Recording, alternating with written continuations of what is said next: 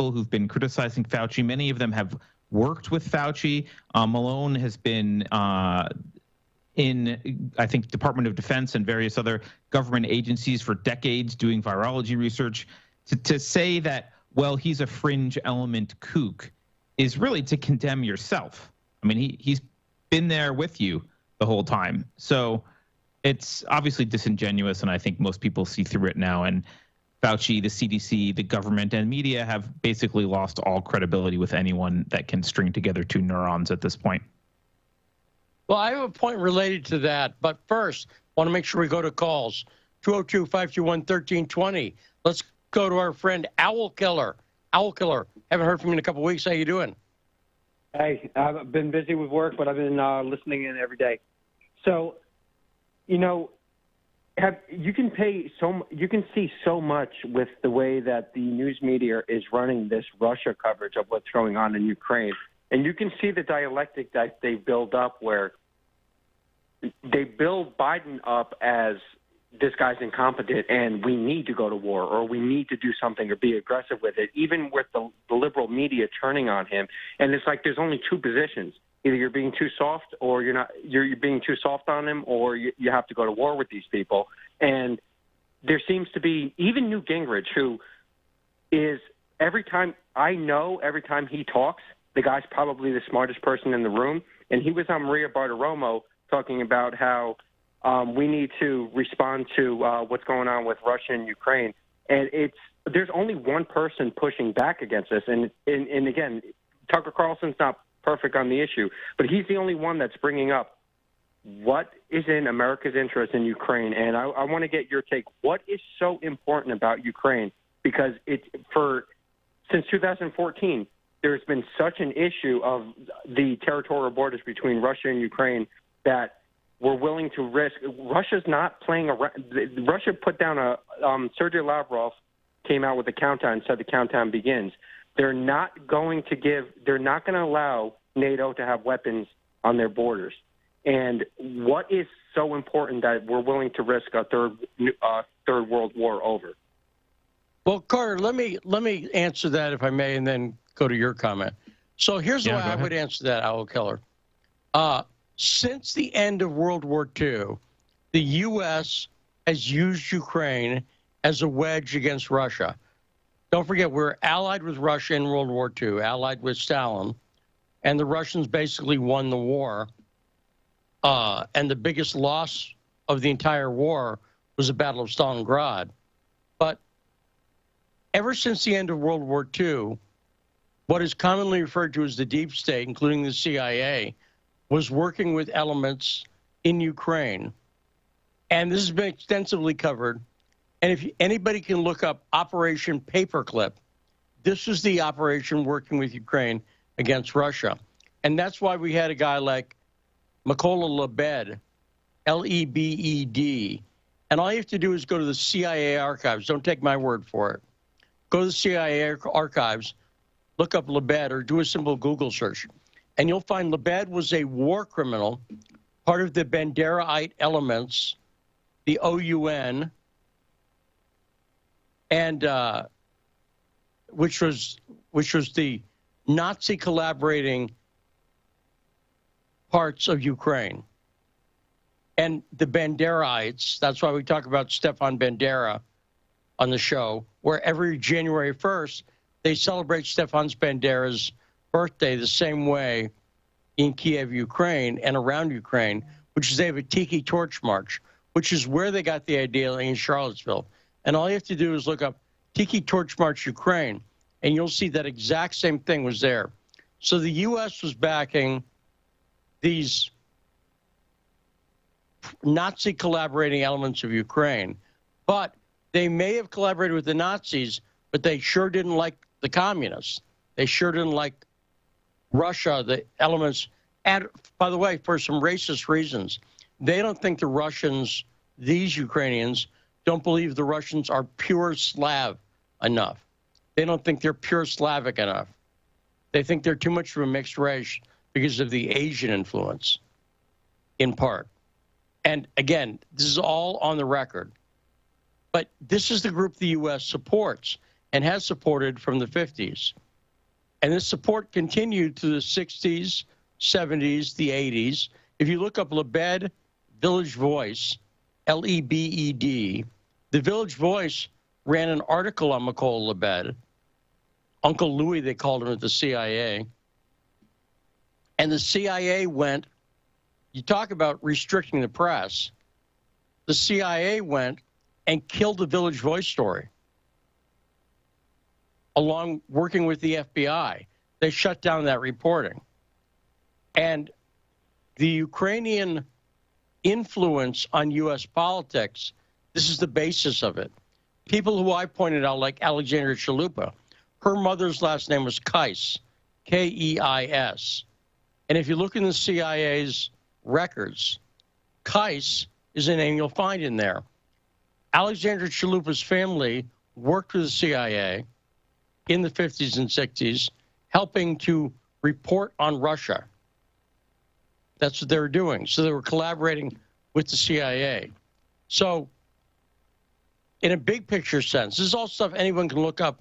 I want you to find it for yourself. I don't want anyone to trust me. I want everyone to look it up for themselves and go, it's clear that's what's going on. Now, why? Again, we've always used, going back to the 40s and 50s, Ukraine as a wedge against Russia. Okay? And partially because there are elements in Ukraine that have racist, deep-seated hatred of Russia, like I said, because they're not pure enough, in part. And that's a lot of what their objection is, because these Ukrainian Nazis were slightly different than the German Nazis. The German Nazis were about the Aryan purity. These guys, they're not Aryans, they're Slavs, and they care more about that. And you'll see they still talk about it now. And by the way, these are the groups that run things in the Donbass region. And anybody can look this stuff up themselves as well. Pravy sector or right sector, that's the way to look it up. Pravy is the Ukrainian word for right, I guess. Not that I speak Ukrainian. But Pravy sector is the group that's known in the U.S. as right sector. And that's who's running things in the Donbass region, the disputed area. So this is the background, and it's decades old. Right. And it's a deep collaboration. Soros had supported. All the Republicans are on board with that. Well, why? You'd think they don't like Obama. They don't like Soros. Why are they supporting it? And the answer is it's more American than partisan. And it's CIA. It is the deep state who's backed this. But what she said was that the West has never, that's the U.S., has never treated Ukraine like an equal, like a country. And even if you look at Crimea, for instance, I always like to point this out. You notice you've never seen protests of people who are like, we hate being part of Russia. We demand to be back with Ukraine. That's because the people in Crimea, when they were reunited with Russia, their lives got better. And their cousins up the road in Kiev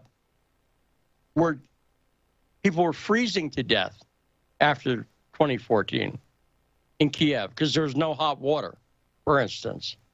And so this goes back decades, and none of this is questioned or even talked about.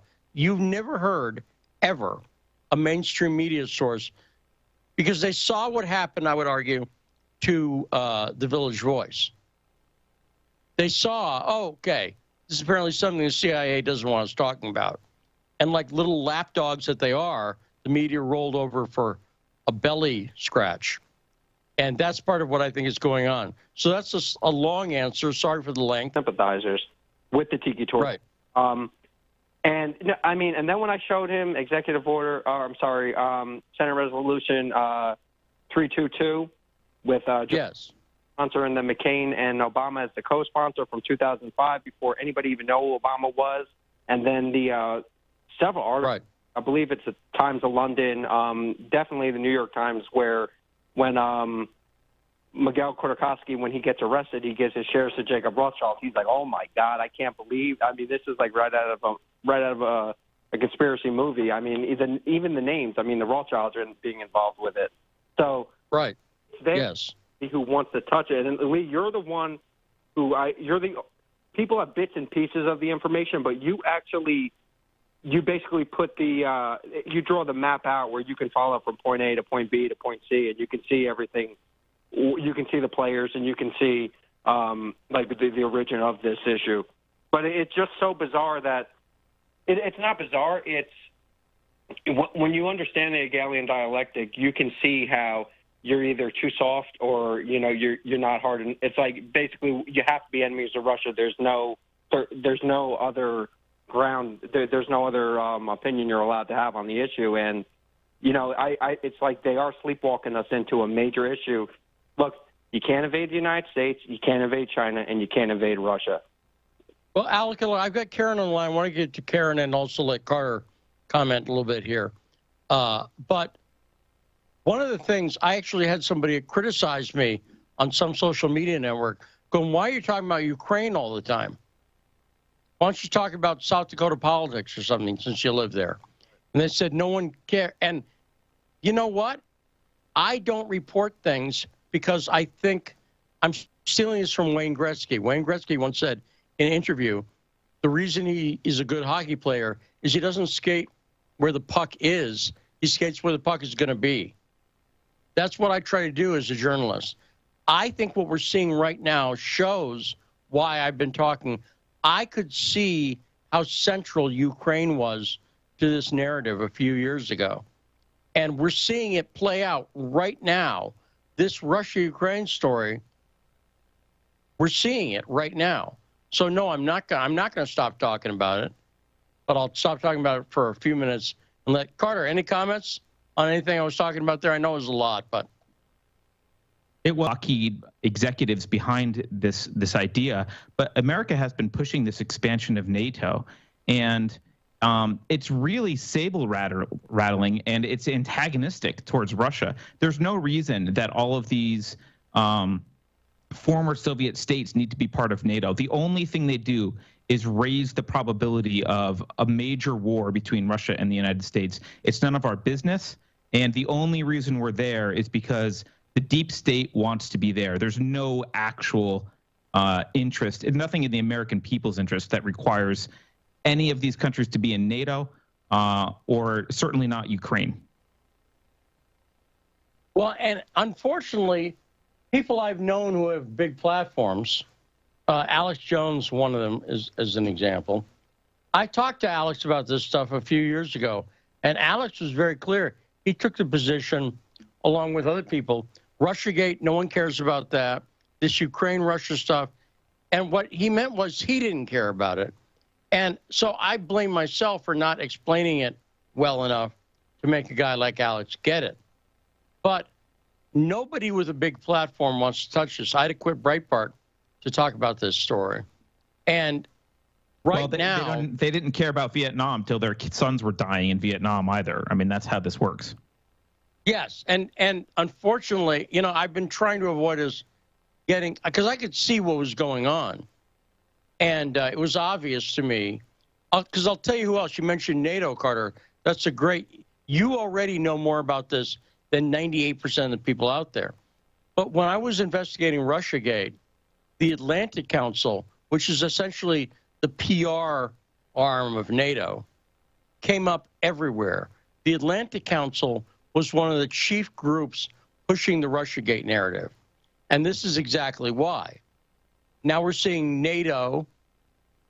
So in other words, what I'm seeing right now is an extension of Russiagate, which was really an extension of Browder and the Magnitsky Act from 2012 and the stuff Owl Killer mentioned, like Senate Resolution 322 from 2005. That's the bill in favor of a Russian oligarch, Mikhail Khodorkovsky, that Joe Biden sponsored. And the only two co-sponsors were Obama and McCain. And that was in 2005. So this has been going on since 2005, since really the shutdown of the oligarchs under Putin. We liked Yeltsin. Everyone can remember that. who's old enough. Remember Bill Clinton, you know, and drunk Boris Yeltsin yucking it up? That's because we controlled Yeltsin. And there's a reason the Clintons are at the center of this. The Clintons, Bill Clinton was in power. He was the president during the post-USSR period. So very interesting. But Carter, great comments. 202-521-1320. Let's go to Karen quickly in Maryland, because almost out of time. That's the only reason I say quickly. Go ahead, Karen. What's on your mind? Okay, well, I suppose I can make this quick. Since you have a large audience in Maryland because you're on terrestrial radio in Maryland, I just wanted to mention to your Maryland listeners that the candidate sign-up date for the state is looming, and if they wish to get into elected office, they've got to pay attention to the date of February 22nd and go ahead and file for elected office if that's what they're willing to do. Now, wait. So that's the date, explain that again? February 22nd is the statewide deadline for filing for office. They're going to have to pick and choose which office they're willing to file for. And I'm simply assuming that your audience would be well-intentioned candidates if they decided to be candidates for elected office. So that deadline is coming upon us, and if they decide not to sign up by February 22nd, they're going to lose their every 4-year opportunity to be a candidate and try to get elected. Now, do you know what the requirements are? Do you have to have a certain number of signatures to get on the ballot, for instance? I know that's the way it is in many states. Here in South Dakota, for instance. If you're Democrat or Republican, you just go ahead and sign up. But if you want to be if you want to be another party's candidate, Libertarian, Green, or anything else that has ballot access, you're going to have to contact those parties and ask them, you know, if they would approve of you, because the other parties have to have the party approval, but the Democrats and Republicans are subject to a primary, and you get voted in. Well, great call, Karen. Thanks so much for that. Carter, let me ask you a broad question. Generally, how do you analyze this? Because you are a very good analyst. When it comes to people deciding whether they should run for office or not, what factors do you think people should use in their calculations in deciding? Because here's the thing. I can see someone running for office knowing they might not win, but at least they might raise issues that are important. Does that make sense? I don't think the only goal of running is to win. Does that make sense? Carter?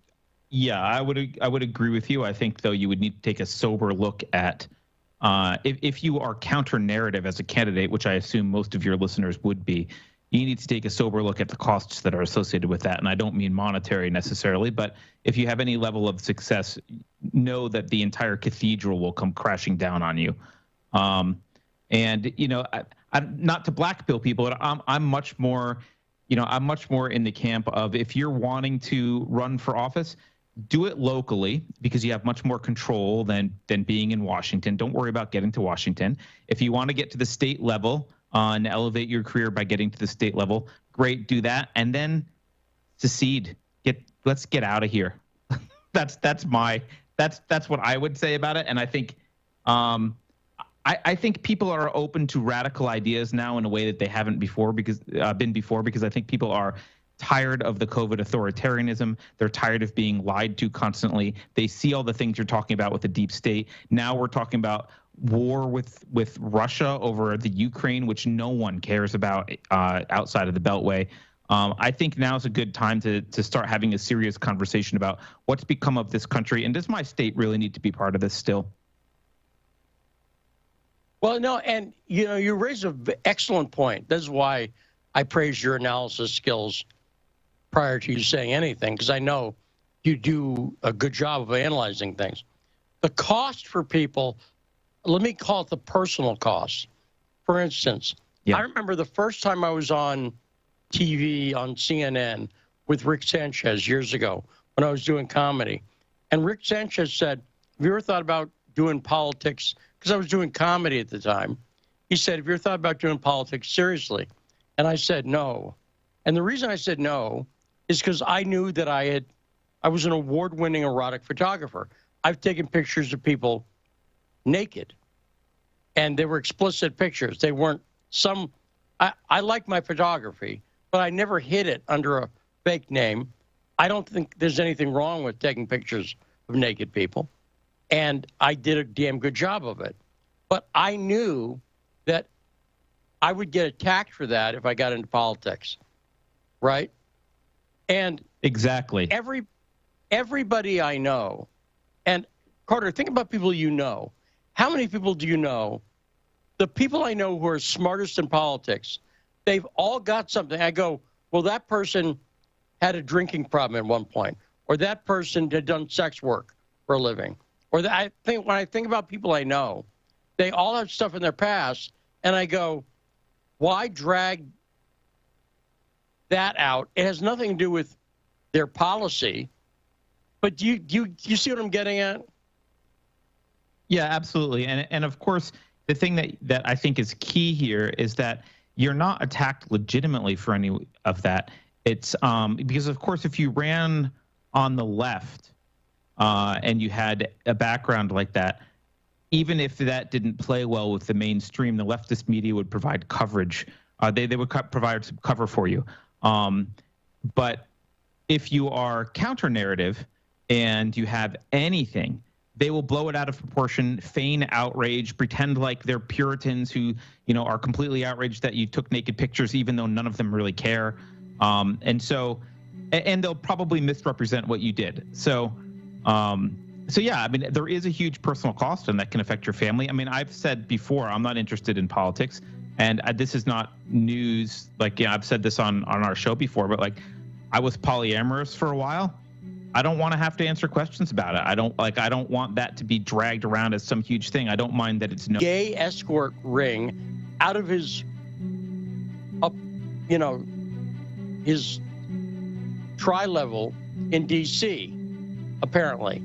And by the way, he was gay, so he was openly gay. So I guess if you're going to run an escort ring, it's going to be a gay one, because otherwise, that's kind of weird.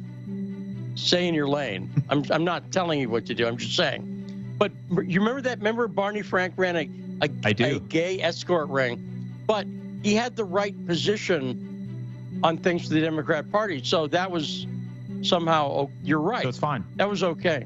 Yeah. By the way, when you say it's fine, that's not a review, right? No, I mean, it was fine as far as the narrative is, okay. Right? The mainstream media, the corporate media gives him a pass on it and, either ignores it or justifies it. Whereas if he looked askance at someone one time and he was on the wrong side, they would be all over it. I will say, by the way, just because Ingrid brought up tech stuff, I may release some of my erotica as NFTs. Does that make sense, Carter? You should do it. Now's the time. Before the bubble bursts. That's what I'm thinking. Right. I get in. And if you're going to buy something, buy erotic art. That's what I'm saying. When we come back, Kim Iverson, poor Kim. She's having to come in after this filth, Carter. Poor Kim. Poor, sweet, innocent Kim. Iverson will be joining us right after this. Always a great discussion with the great Kim Iverson here on The Backstory.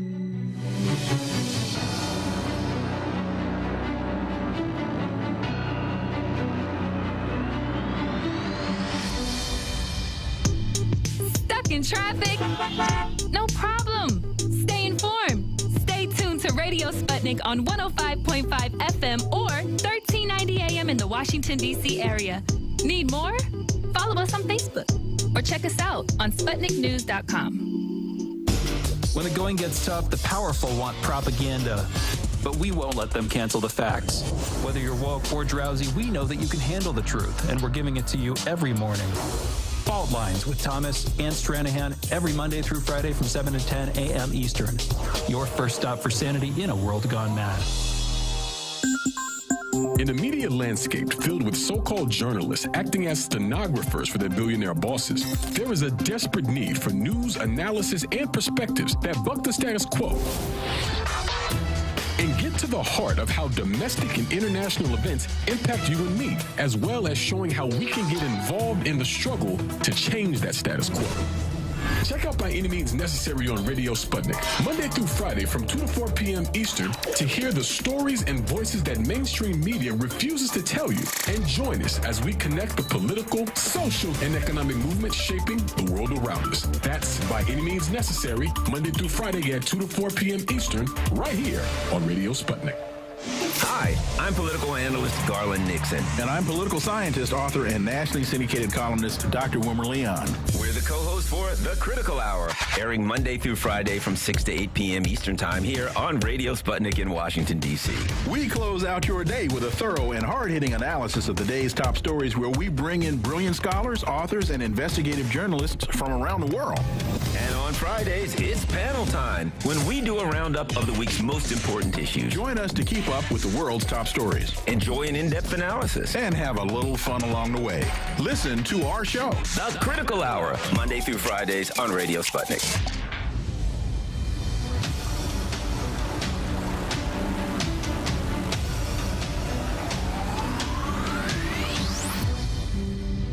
And we are back, 105.5 FM, AM 1390, all over the DMV. That's D.C., Maryland, Virginia, in case you're waiting in line for a driver's license and wondering why you can't hear a damn thing. But Carter Laren is joining us as the guest host. You having fun, Carter? I am. Thanks for having me. No, we love having you. And it's always, and one of the things I like about this guest host format is that it allows me to bring on people like we did last hour with Carmine and Ted Rall, who might, disagree politically, but it's always interesting to hear his conversations. People who've been favorite guests of mine for a long time, as you have, Carter, and now we are joined by the great Kim Iverson. Kim, you are on. Let me do the introduction. Kim, Carter, Kim. There we go. Hi, Carter. Good to nice meet you, Kim. Carter. Now Kim, unfortunately, Kim had to sit through all of that, but we're not going to ask you, Kim. Like, if I wanted to be provocative, I'd say, okay, so Kim, tell us what would disqualify you from public office, and show photos if you have them. But I'm not going to do that. But okay. Do you agree? Do you agree that a lot of people who are smart, good people, I don't know how else to put it, have backgrounds, have histories, that if they got dragged out and mudslung and misinterpreted and all this other stuff, keeps good people out of politics? What say you about that, Kim? Yeah, I'm sure. In fact, probably, if a person is a good person, they probably are reluctant to run for office just for that reason. They don't want to not only drag maybe something they've done in the past out, but also just their family members. They don't want to put them through it. Yeah, no, that's absolutely a factor. And now, I had warned Rod at the beginning of the show. I had a question set up for you, so I'm going to ask it. So how would you, if you had to put yourself down as Democrat or Republican, and those are your only two choices, Democrat-leaning or Republican-leaning. They do this in some of the polls, by the way. They don't let you say you're independent. Have you noticed that? On some of these polls, they ask people, are you a Democrat or a Republican? Next year. No, this year. Is the election this year? Midterms are this year. I am voting straight Republican, actually. I don't care who's on the ballot. I'm not going to even care what their name is, honestly, because I live in California. So I want the mandates to end. I've never really been a one-issue voter, but I am this year. And I will be in 2024 also, because this is I think, the biggest issue of my lifetime. And so I will be voting straight Republican in the next election, and probably the election after this, in the general election as well. Okay, now, Carter, same question for you and same stupid rules for you. Oh, go ahead, Carter. Why don't you just ask me if I've stopped beating my wife? It's such a horrible question. Well, that's next. Right? There's no way you can answer it and not end up being an authoritarian jerk. I would say, if I had to say which way I leaned, probably Republican, and the only reason I would say that is because the Democrats have been, I think, infected and largely taken over by this latest woke ideology, and that's a form of radical left authoritarianism that is not the same as what a 90s Democrat would have been. Although historically, when I did vote, I always voted for gridlock, which is kind of similar to what Kim's saying. It was whoever was in charge, I voted against them so that because getting nothing done is the best possible thing you can get from your government. So you sound like a libertarian then. I'm technically an anarchist, but yes, I'm much more of a libertarian. I'm much more libertarian leaning similar. If we had to do that. Well, they're similar, anarchists and libertarians. Well, I'm actually not. I mean, Kim, why? Sorry, go ahead, Lee. No, you go ahead, Carter. I just want to know what is it about the Democrats that would make Kim say, okay, if I have to choose, I'm leaning Democrat. What's the reason behind that? I mean, as soon as I said it, I knew you were going to ask me that question. And then I thought, I don't know. I don't know if I just continue to lean Democrat just because I've always leaned Democrat. And I'm having a difficult time, like, divorcing my family. You know, I think that might be more. I mean, I'm very pro-choice. I've always been, pro-gay marriage, let's say. The typical stuff that Democrats had fought for on the rights issues. And also I'm pro-Medicare for all. And I do support things like, I want free school lunches. I want childcare for kids starting from pretty much birth, I think, in order to allow people the freedom to go to work. And, there's a lot of things that are typically Democrat platform, policy ideas that they never talk about anymore because they're so embedded in all this other stuff. But that's why I would say that I lean more Democrat. I actually like the Scandinavian model of government quite a bit. I believe that my tax dollars should go to work for the people. What I don't like is our current government uses the tax dollars for war and enriching themselves. And, so that is, but if I were to have it my way, I don't mind the taxation and I don't mind the spending on things to make society better. They just don't do it, but they do at least have it on their policy, on their platform, whereas Republicans don't. Now, allow me to analyze your position for a moment, Kim Iverson. Let me say one thing it's interesting that I noticed is you mentioned both that you're pro-choice, but you also mentioned a lot of stuff that's very pro-children. And pro-choice, another way of saying pro-abortion, which is sort of the opposite of children. And I'm just pointing out that that's interesting because, and I've talked about this recently in the the abortion issue was, for me, one of the last issues when I switched from being a Democrat to saying I consider myself a Republican/conservative, libertarian-leaning conservative. I realized that I was theoretically pro-choice, but I was practically pro-life. What I meant by that is it was not like I looked around at any of my 5 kids and said, okay, well, he's the one I wish we'd aborted. You follow me? He's the pain in the butt. And that I was that's what I mean, practically pro-life. There were none of my kids. The idea of abortion for any of them was bothersome to me, right? I didn't like that idea at all. And I got that from Andrew Breitbart when I met him. Yeah. He and I, let me just say one thing. When I met Andrew, we never argued about abortion. When we talked about it, we did talk about it frequently. What he said was, Andrew said, I was born in 65, but Andrew told me I was born in 69, few years before Roe v. Wade. And he said, I was adopted. And he pointed out that growing up as an adopted kid, post Roe v. Wade passing, he felt like if his mother had gotten pregnant with him 4 years later, he wouldn't be around, that he would have been aborted. And as an adopted kid, and I'd never, because I'm not adopted, I'd never thought of it that way, of how, I can't swear, but a mind F, if you can figure out, that must be for someone who was born in 69, 70, 71 to think I could have been aborted. You follow me? And that was the way Andrew had a very personal way. But Kim, go ahead. Say whatever you want. Sure.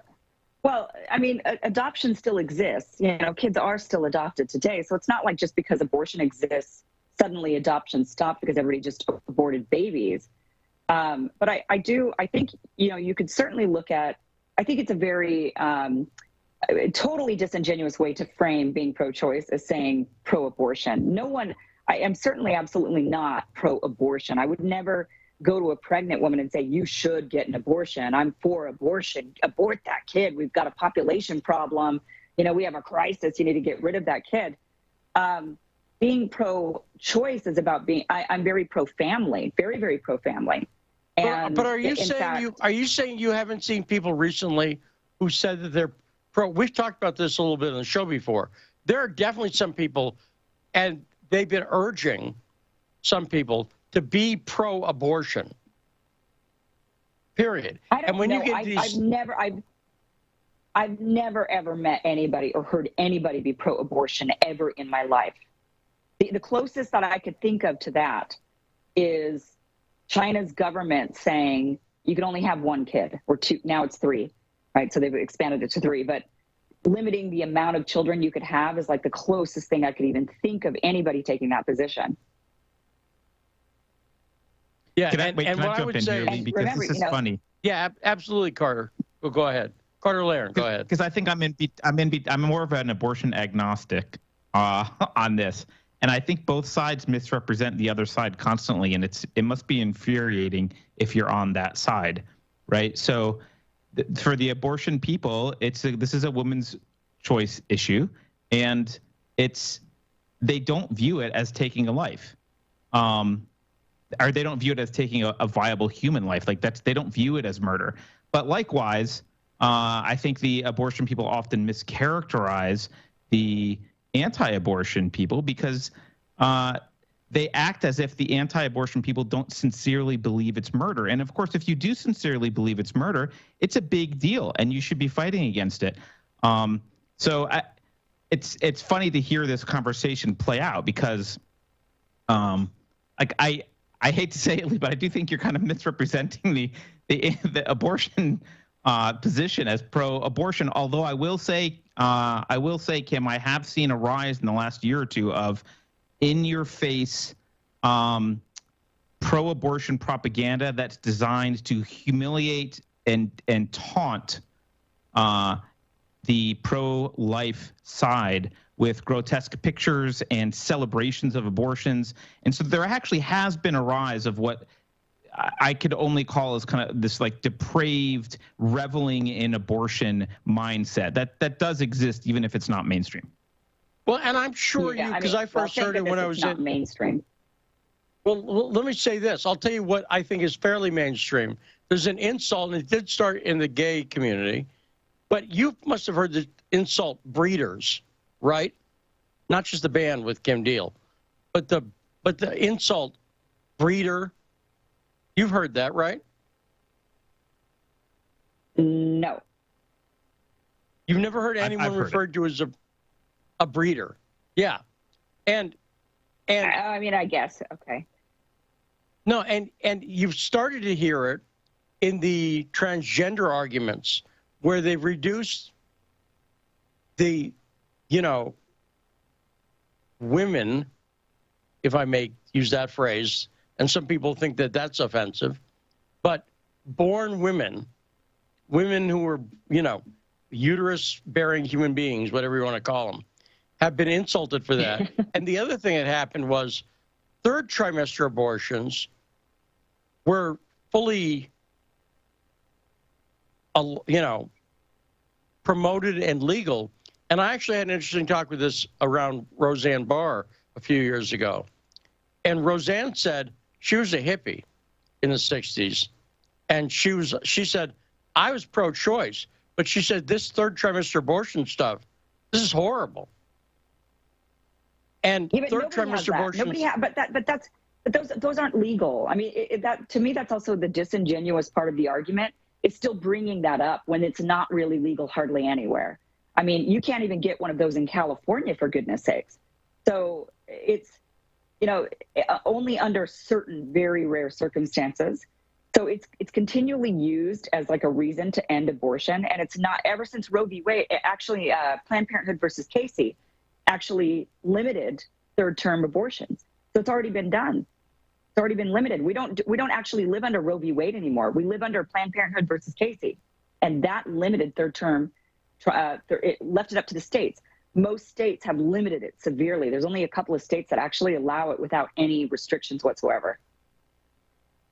Carter Laren, comments? I think Kim is right. I think based on what I've seen, I think it's in the mid 20-something weeks for most states, right? Yes, right. Yeah. Which is not third term or third trimester. So, yeah, I mean, I think look.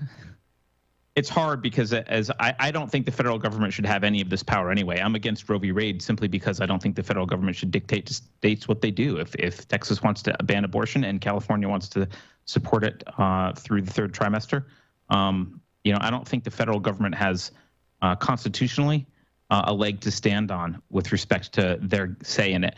That's separate from the moral question of whether a state should do that. But at the federal level, I think that one of the problems is we've given the federal government so much power that we've got very disparate communities with very disparate belief systems arguing in Washington about what a rule should be for everyone.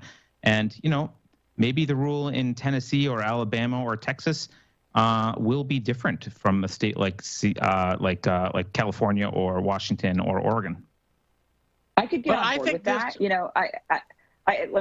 I could get on board with that. The only thing that I would want to also build into that is I would want the Supreme Court or whoever would need to be the decider on this to say that because right now what they're trying to say in like certain states that are trying to ban abortion completely is that if you then travel to a state that allows abortion and you get an abortion, then you could be somehow held liable in your home state.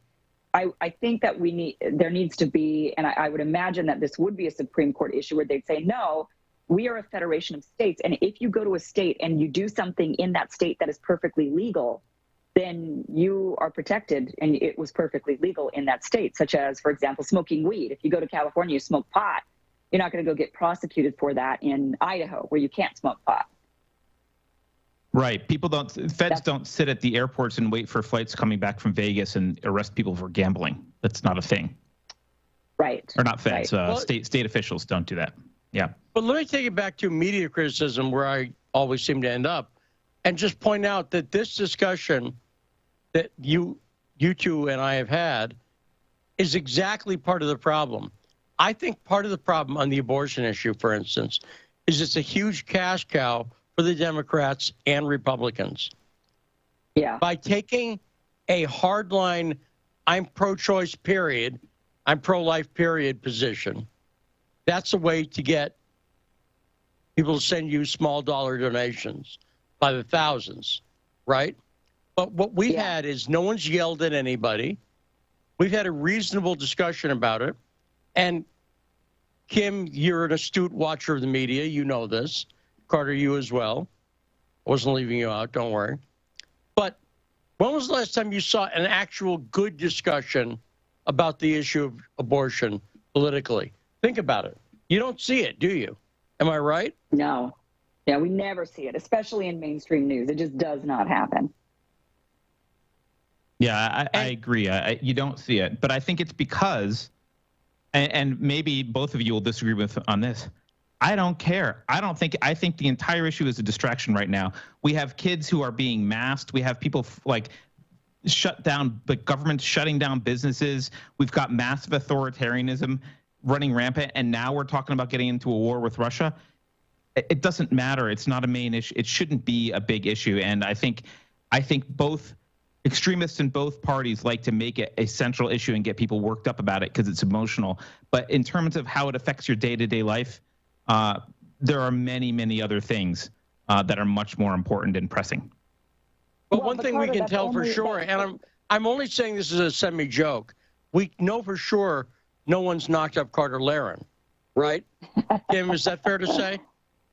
I think that's what I think. Yeah. Hey, wait, men can have babies now, Lee. So I think you're making some awfully big assumptions. No. Well, let's say I'm in favor of your right to have babies, but I still don't think you're pregnant, because my only point was the serious point was under that Monty Python sketch was that if you were pregnant and living in Texas, let's say, this might be the most important issue to you, period. No pun intended there either. Sorry, menstruating people. But Kim, you see my point, that for some people, that's right. I mean, look, like what Carter was saying, if you believe that this is murder, if you're a person that believes this is murder, then actually this would be a huge, giant, more important than children wearing masks, more important than really anything, because you believe it's murder. You think lives are on the line. I'm a person that believes that you're not a person unless you're thinking. I'm very much a Descartes follower of I think, therefore I am. So if there is no brain activity happening, and you're not actually conscious and thinking, then you're not actually a life form. You do not exist, which is also why I'm fine with pulling the plug on life support, for example. So, which is another moral argument that many people have. But, but if you do think it's murder, then I can understand a person making this the number one absolute priority. And I will say that when it comes to the debate of abortion versus, let's say, the debate on vax mandates, and for me, I'm very much pro-choice in both things. I will say, though, that the people that are trying to mandate vaccination, when I listen to their argument and it doesn't make any sense. But when I listen to pro-life argument, it actually does make logical sense. If you do believe that from conception or whatever point you think a life is life, then I can understand stance of a pro-lifer, but I just want them to remain very, very consistent. So if you're going to be a pro-lifer, then you have to be against IVF. You have to be against, there's a lot of things. You'd have to go down, specifically IVF. You'd have to be against that. So there'd be a lot of women having children that you would think shouldn't have them. Kim, let me roll all of these topics into one nice, neat little ball and ask you, how long until you think the Biden administration requires in vitro vaccinations? Because they keep lowering the age, but I really do suspect. Am I too cynical for suspecting that something like that? Because they're doing toddlers now, right? They're vaccinating toddlers. Well, am I missing something? Lee, they're actually telling pregnant women to go and get vaccinated, and they never did clinical trials on pregnant women, and they just keep saying it's perfectly safe. Go get your vaccine, even though they never included pregnant women into those clinical trials. And then now they say, well, we've got now data, because they were telling pregnant women to go get the shot. So they're like, now we've got all this data, look, and the data shows that it's perfectly safe. And it's like, you told all those women it was perfectly safe, and you didn't let them know that they were taking part, apparently, in this clinical trial of gathering data that you're now going to use to continue to tell pregnant women to go get the jab. So, yeah, they're already doing and see, this is where all the people who've been arguing that life begins at conception, this should turn around and bite you in the ass. Because, look, if life begins at conception, then that's a human life. So if you're going to have mandatory vaccines, you follow me? That would follow logically that we should have in vitro vaccination. But Carter, you know what I found is, have you found this, Carter, on your show on Safe Space, that you sometimes make jokes and then the things you were joking about are actually true? You know what I'm talking about? Have you had that phenomenon? Way too often. In fact, sometimes we play a game where we look at a news story and we try and figure out whether this is a real story or a parody, and sometimes we get it wrong.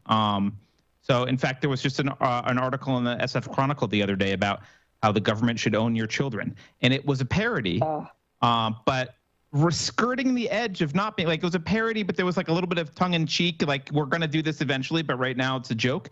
And then the very next day, someone on Twitter shared a story with me where someone was saying, well, the state really should own your kids. I mean, it's so we have gone so crazy that it's just sometimes hard to tell between the insane, ridiculous parodies or jokes that you're making and what tomorrow will suddenly be said with a straight face and forced down our throats.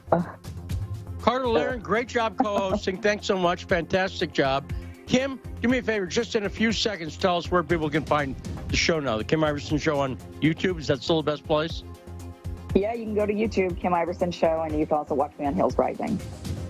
Welcome to life during constant censorship, where I have to ask guests every freaking time they're on the show where to find them, because I can never tell who's been canceled or demonetized or whatever. But we will be back tomorrow. Frosty Friday tomorrow. We got a great article that Mark Frost found. Thanks to everyone. Thanks to Rod. Thanks to Saul. Thanks to Kim. Thanks to Carmine. Thanks to Ted. And thanks to Carter. We'll be back tomorrow on the best damn show in the world, Backstory.